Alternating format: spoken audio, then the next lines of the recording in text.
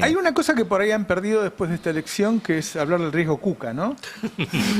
Bueno, vamos a hacer un compilado para ver cómo la forma que tanto el gobierno, Macri y los periodistas oficialistas quieren instalar esta narrativa para ocultar el estancamiento económico, el fracaso económico, el fiasco económico de Menem. La producción preparó esto que es muy divertido en ese sentido y bastante dramático por la reiteración.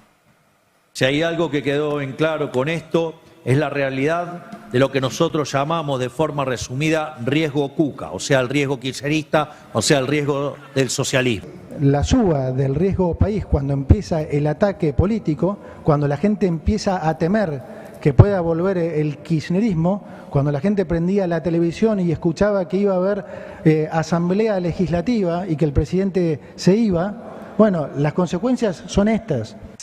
No es riesgo país, es riesgo Cuca. Entonces, realmente el fantasma de que vuelva el mal, que vuelva caos, para el mercado es importante. Y ese riesgo país, básicamente era riesgo Cuca. Cuando hablábamos del riesgo Cuca era eso, en la intención manifiesta del kirchnerismo de romper todo. Bueno, acá tuvimos a todos los funcionarios hablando del riesgo Cuca. Voy a hacer unas preguntas que tienen respuesta rápido. El riesgo país cerró ayer en 623 puntos. ¿Cuánto estaba el riesgo país el 25 de octubre del 2015? Es 400, el día posterior. 400 y pico. Es el día posterior de la elección de la primera vuelta. Todavía no había ganado Macri. O sea, venía el balotaje. O sea, y además estaba tendencial más o menos. 519. Pero estaba ahí. O sea que hoy el riesgo Milei-Trump es superior al riesgo país que había durante el gobierno de Cristina Fernández Kirchner terminando. ¿Se acuerdan que era los fondos buitres? Digamos, sí. Era una situación financiera de agobio. El riesgo país era más bajo. O sea que, a ver qué explicación pueden encontrar, cuál es la narrativa. Bueno, ¿qué es lo que hay en ese trayecto, en estos 10 años? El Fondo Monetario Internacional, primero con 45.000 millones de dólares, después con 20.000 millones de dólares, como acreedor privilegiado. Pero después, ¿quién apareció por encima de ese acreedor privilegiado que no lo sabíamos? Estados Unidos en forma directa. Claro. O sea que los acreedores están terceros en la fila para cobrar. Primero Estados Unidos, segundo el Fondo Monetario Internacional y tercero los acreedores privados. ¿Qué riesgo Cuca? Es el riesgo Milei Trump. Claro. Trump tenés que incluir más FMI. Por eso no baja el riesgo país. Esto es un punto central para entenderlo. Pero entonces avancemos, que dice, bueno, vamos a hacer una comparación de los últimos 10 años. Esto está en la nota que escribí en el Destape Web, que salió hoy, para tratar de decir, bueno, a ver qué es lo que pasó en estos 10 años, en el sentido de, bueno, qué es lo que dejó el kirchnerismo en su gestión plena. Para mí, yo lo defino kirchnerismo, gestión plena, hasta el 2015. Obviamente que este es amplio debate, no entramos en ese debate, pero en forma arbitraria, está en la columna, yo lo puedo decir. No, es así. Simplifica mucho las cosas sacar esos 4 años. ¿Cómo? Simplifica mucho las cosas sacar esos 4 años. No, yo lo que dije pleno. Gestión plena. Yo dije gestión plena. Gestión plena. No, en la nota lo menciono, lo que fue las internas, los desafíos que no tomó, etcétera, etcétera. En esos 10 años, incluso, mira, no lo quise complejizar, porque durante esos 10 años la producción industrial no cayó. Me hiciste entrar. Pero si querés después lo hablamos. Quería sacarte de la zona de confort. Los 10 años, la producción industrial hoy está 20% por debajo del nivel del 2015. Que el salario real del sector privado registrado perdió alrededor de un cuarto de poder de su compra del sector público, y el sector público casi un 40%. Seguimos el salario mínimo real se licuó un 60%. Hoy se encuentra en menos de la mitad de lo que estaba al final del gobierno de Cristina. En la jubilación mínima perdió cerca de la mitad del poder adquisitivo. La tasa de desocupación que mencionaste, 5,9% en el 2015, ahora está el 7,5% en el 2025. Hay un 30% más de desempleo que en el cierre del ciclo kirchnerista. El empleo industrial nunca volvió al registro del 2015. Entre el impacto de Macri y la doble recesión de Milei hay al menos entre el 10 y el 15% menos de trabajadores industriales formales que hace una década. ¿Dónde está el riesgo, Cuca? Vamos, acá lo que hubo y lo que hay es el riesgo Milei, Trump, más el Fondo Monetario Internacional. Como me incorporaste, ¿qué es lo que pasó durante esos 4 años? No hubo mejora. Lo que uno observa ahí es que tuviste caída durante el gobierno de Macri, no hubo mejoras durante esos 4 años. Con la pandemia adentro, ¿no? Pero, claro, pero pongo los 4 años, no hubo mejora por deficiencia en la gestión, por la feroz interna, cielo abierto entre Cristina y Alberto, pero no hubo mejora. La pandemia, la sequía, la guerra, digamos, bueno, la triada que mencionan siempre. Pero a nivel de gestión, bueno, vos sos gestión, tenés que gestionar, claro, sí, eso, sí. digamos, no lo hizo.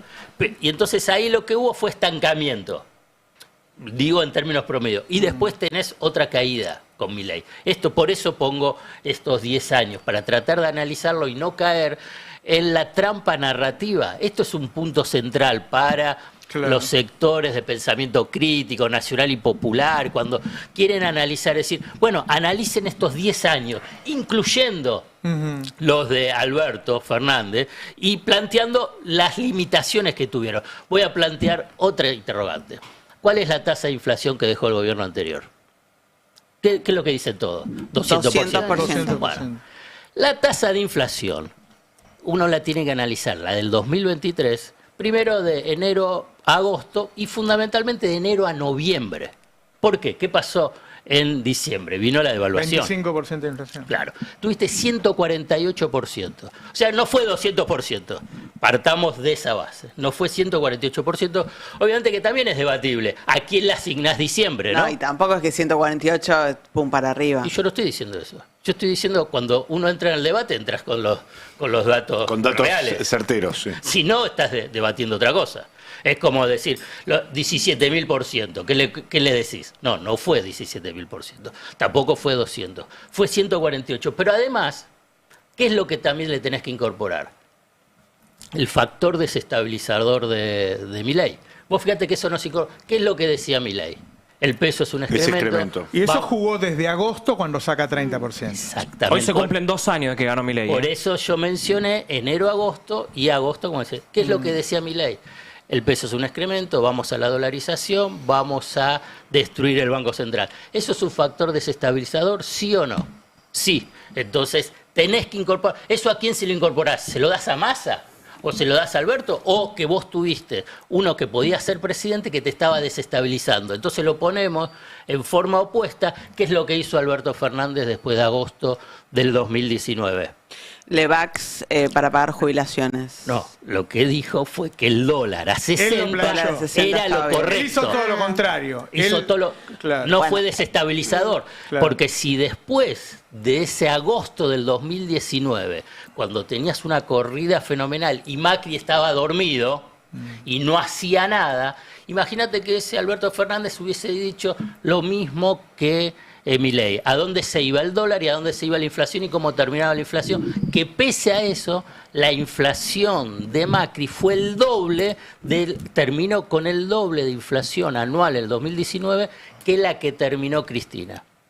Y la última. Pará, igual el presidente era Alberto Fernández, se tiene que hacer cargo. O sea, por más que venga alguien ¿La presidencial? Sí, no, es el 60%. De agosto a noviembre es cierto que Milei hizo una campaña feroz, desestabilizante, pero el presidente de la nación, o sea... No, pero lo importante es ver qué genera un modelo y qué genera el otro modelo. Claro, eso, la dinámica.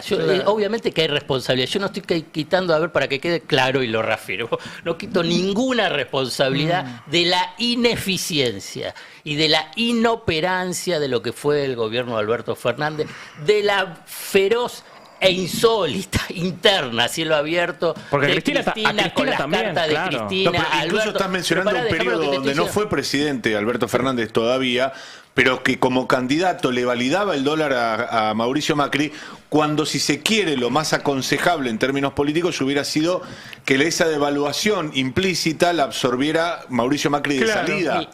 Porque le entregaba un país con mayor competitividad en el tipo de cambio. Mi interpelación es a no caer en la trampa. Esto lo, digamos, obviamente que hay matices, que hay para discutir de lo que fue, pero no caer en la trampa, porque la última, la tasa de inflación promedio, porque no es que, porque como dice ahí, la tendencial del último mandato de Cristina, ¿cuánto fue? Entre 20 y 25. 25 fue el techo, era entre 20 y 25. Y esto ya lo habíamos hablado, una economía que no estaba cayendo, una economía que generaba empleo, una economía que daba las jubilaciones más altas, la mínima de América Latina, con el salario mínimo más alto de América Latina en dólares. O sea que tenías una tasa de inflación del 20-25, una y elevada, y tensión. ¿A cuánto está la tasa de inflación acumulada enero-octubre de este año? 25. 27. 27. Entonces, ¿y con qué? Una economía estancada, salarios perdiendo entre el 15 y el 20%, jubilaciones perdiendo el 30%. Entonces decís, bueno, entonces el riesgo es Milei, Además, el manejo de las estadísticas, yo veo que dice, bueno, ahora la pobreza es 32% y Alberto tenía 48%. No tenía 48%. ¿Qué mes se toma o qué trimestre se toma como el último mensurable para Alberto? Yo creo que el tercero, porque diciembre te rompe todo. Bueno, ¿cuántos dio la pobreza en el tercero? 32. Es decir, dio lo mismo que ahora. Ahora, en ese momento no había desconfianza en el INDEC. Hoy hay dos razones por las que se desconfía del INDEC. Una por la canasta y otra por la denuncia que hizo la Universidad Católica Argentina, que dijo, ojo que cambiaron la forma de medir. Ni le incorporé, porque ese 27 que te estoy mencionando, en realidad algunos dicen puede ser 5, 6 u 8 puntos más alto. Pero entonces vos tenés que ver la economía. ¿Cómo está la economía con esta tasa de inflación que es elevada? Esta es elevada y la de Cristina es elevada cuando terminó. Pero la economía, tenés una economía destruida en términos económico, social y laboral, y la otra con inmensos desafíos que tenía para adelante. No era que no tenía desafíos. Pero además, siempre le bajamos el precio de las cosas que ocurrieron esos 4 años, ¿no? Yo tenía mucha información de Massa durante el último año. La verdad que cuando él asume, la inflación del mes anterior había sido de 7 y pico, que fue ese mes de Batakis donde todo explotó con Seba Guzmán, qué sé yo. Él la baja a 4 hasta que llega la sequía. Y a partir de la sequía no había dólares, se restringieron las importaciones. Cuando vos te restringen las importaciones, decís, ¿a qué precio voy a importar yo los insumos para producir? No sé, porque está restringido. Eso te pone una incertidumbre que hace que vos marques precios más altos. Eso fue lo que ocurrió durante todo 2023. Fue la sequía más grande de los 100 años, desde que se empezó a medir ese tipo de cosas.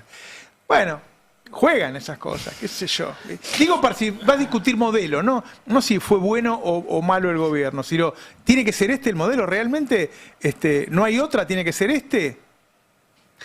Ese es el debate. Ese es el debate donde, si querés, el amplio espacio nacional y popular o lo que piensa en otro país diferente, tiene que ingresar. Porque si ingresás en el debate que te plantea la derecha, el inmenso ecosistema de medios de comunicación, de oficialismo y de analistas, bueno, la verdad que pasás primero a debatir otra cosa. Bueno, no lo que está en algún pasando. momento el peronismo va a tener que decir si es el peronismo de transformación el que va a proponerse para 2027 o es el peronismo de administración que ha dicho en varias oportunidades, bueno, un ajuste había que hacer, ¿eh? Me parece que ya no hay lugar para el peronismo de administración, ¿no? Bueno, no sé, yo no tengo claro las jefaturas del peronismo. Nadie. ¿Qué van a proponer? Es que es más que el peronismo, por eso te mencioné, es más que el peronismo, es todo el espectro llamado nacional y popular que tiene que debatirlo. ¿Pero qué excede el peronismo del espectro nacional y popular? ¿La izquierda?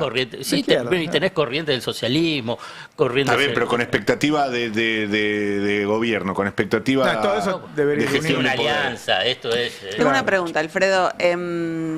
Si compra reservas, ¿puede bajar el riesgo país, más allá de que la situación siga siendo la que acabaste de describir?